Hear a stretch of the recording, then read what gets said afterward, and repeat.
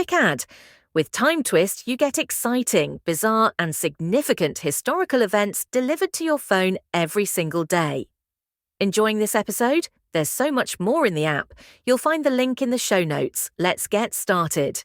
Think about any random date on the calendar. Seems pretty ordinary, maybe. Yeah, most days just blend together. But what if I told you that just one specific day, June 11th, has been this surprising flashpoint for some really remarkable moments in history? It's fascinating when you do that, isn't it? Pick a day and see what stacks up. How events across different centuries, different continents all land on the same 24 hours. Exactly. It really makes you appreciate the density of history. And how different threads can just, unexpectedly connect in our timeline. Absolutely. And that's exactly what we're diving into today. We've pulled together a collection of key events all tied to June 11th. Okay. Our aim is to explore these really diverse happenings. You've got leaps in social justice, tech breakthroughs, Right. poignant moments of reflection, cultural milestones, all sorts. So, giving the listener the essential insights without getting totally bogged down. That's the plan. Get the key takeaways, those aha moments. Ready to see what makes this day so, well, noteworthy. Let's do it. What really jumps out is the range, like you said. Yeah. You've got these huge legal landmarks happening, almost alongside massive global events. Right. Moments of profound human impact right next to, understanding the cosmos better. It really shows how layered history is. Okay, let's kick off with a relatively recent one. Picture a courtroom, Gaborone, Botswana. Okay, got it. On June 11th, a really significant decision came down, striking down those old colonial-era laws that criminalized homosexuality. Ah, yes. That was huge. You can just imagine the weight of that moment for so many people. Oh, absolutely. A watershed moment. Not just for Botswana, really, but it echoed across Africa and, well, the world. Right. These laws, often leftovers from imperial rule, were such a fundamental denial of rights. And the court basically saying, look, this discrimination is unconstitutional. Love isn't a crime. That carried immense power. Yeah, it really highlights that ongoing journey toward, universal human rights. Right. And speaking of dismantling discriminatory laws, let's jump back. Germany, 1994. Right. June 11th again. A piece of legislation with this long, really oppressive history was finally repealed. Paragraph 175. Paragraph 175, yeah. Criminalized homosexuality for over 120 years. Just think about that duration. It's incredible. The sheer length of time it was on the books is kind of staggering. Right. It lasted through Imperial Germany, the Weimar Republic, the absolute horrors of the Nazi regime where it was brutally enforced, and even decades into post-World War II Germany. So getting rid of it was this crucial step for Germany in grappling with its past. And affirming the dignity of its LGBTQ plus citizens after just generations of injustice. Exactly. Okay, so from legal milestones to a truly global spectacle. Fast forward to 2010, South Africa. Ah, the vuvuzelas? Yes. Yeah. The atmosphere was electric. June 11th marked the kickoff of the FIFA World Cup. First time ever hosted on African soil. Do you remember the buzz around that? The incredible excitement? Oh, absolutely. It felt like more than just a football tournament, Yeah. It was this powerful symbol of African pride, unity, the opening ceremony in Johannesburg, the energy, the colors, and yes, the sound of the vuvuzelas everywhere. Became totally iconic, didn't they? They did. And even though the opening match was a draw, South Africa versus Mexico, the real significance was Africa taking center stage globally, showing its passion, its potential. A great moment. Now, shifting to a much heavier note, June 11th, 2001, Okay. Timothy McVeigh was executed for the Oklahoma City bombing, Mhm. a devastating act of domestic terrorism, so many lives lost. Yeah, 168 people. That event was just a stark reminder of the destructive power of extremism, of violence within a country's own borders. McVeigh's execution was, well, the legal conclusion to a deeply traumatic event in American history. It forced a kind of national confrontation, didn't it, with the ideologies that can lead to such horror. Yeah, it did. And prompted, I think, ongoing reflection about justice, the impact of these tragedies. We're just reporting the event here, of course, not taking a stance on the penalty itself. Understood. Okay, moving to another moment of national reckoning, but this one aimed at healing. Canada, June 11th, 2008.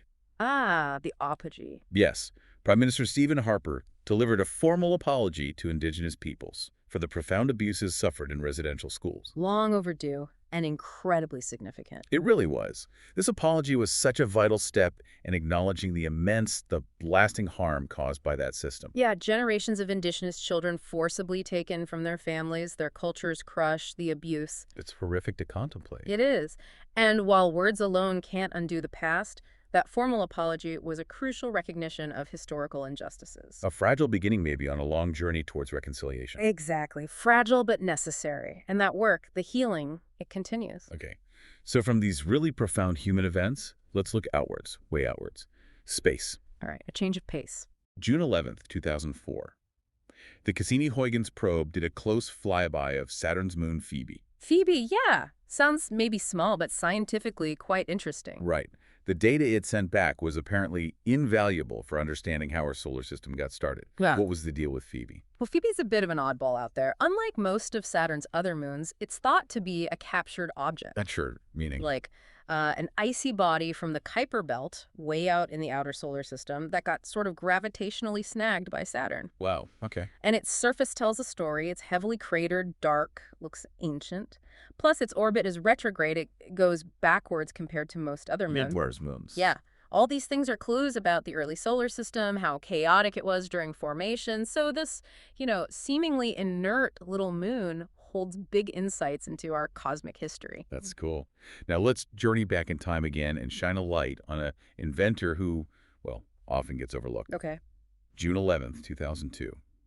The U.S. Congress passed a resolution acknowledging Antonio Meucci as the true inventor of the telephone. Meucci, not Alexander Graham Bell. Exactly. Most people think Bell, right? But Meucci, Yeah. an Italian immigrant, actually developed a working telephone decades earlier. Decades. But the story is he had money problems. Yeah, financial difficulties meant he couldn't afford the full patent, so Bell got the credit for a long time. So this congressional resolution was like setting the record straight? Pretty much. Yeah. A long overdue correction of the historical record, Yeah. recognizing his pioneering work. It's a great story about innovation, hardship, And the contributions of immigrants, often unsung. and eventual recognition, even if it was posthumous in his case. Right.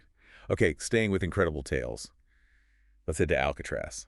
The Rock. Ooh, The Great Escape. June 11th, 1962. That's the one. Frank Morris and the Anglin brothers. Their legendary escape. Using spoons to dig, papier-mâché dummy heads in the beds. A raft made out of raincoats. It sounds like something out of a movie. Well, it inspired movies. What captivates people, I think, is the sheer audacity of it. Outsmarting the inescapable prison. Exactly. And then there's the mystery. What happened to them? Did they make it across the bay? Did they drown? Did they somehow disappear and start new lives? Nobody knows for sure. That open ending just keeps the legend alive. It definitely fuels the imagination. It really does. Okay, shifting gears again. Politics. UK this time. Right. June 11th, 1987. Margaret Thatcher wins her third consecutive term as Prime Minister. The Iron Lady's third victory. A really significant moment in British politics. Marked a long period of her leadership, yeah. Securing that third term made her the longest-serving British PM of the 20th century. Wow. And, regardless of anyone's political viewpoint, and we're neutral here, her impact was undeniable. On British society, the global stage. Profound and far-reaching. That victory on June 11th really solidified her place as this transformative, though often divisive figure in modern British history. Okay, let's travel even further back now to a really pivotal moment in the formation of a nation. U.S. history. June 11th, 1776. The committee tasked with drafting the Declaration of Independence officially convenes. The committee. Jefferson, Adams, Franklin, Sherman, Livingston. Quite the lineup. Must have been an intense time. Absolutely. This was such a critical point. The birth of the United States was right around the corner. And these guys gathering to start writing down the principles. Self-governance, liberty. It was a monumental step. Their discussions, starting on this day, laid the philosophical groundwork for a new nation. Had a huge impact on, Western thought, political development ever since. Foundational stuff. Now, how about a story involving a serious mishap at sea? Okay.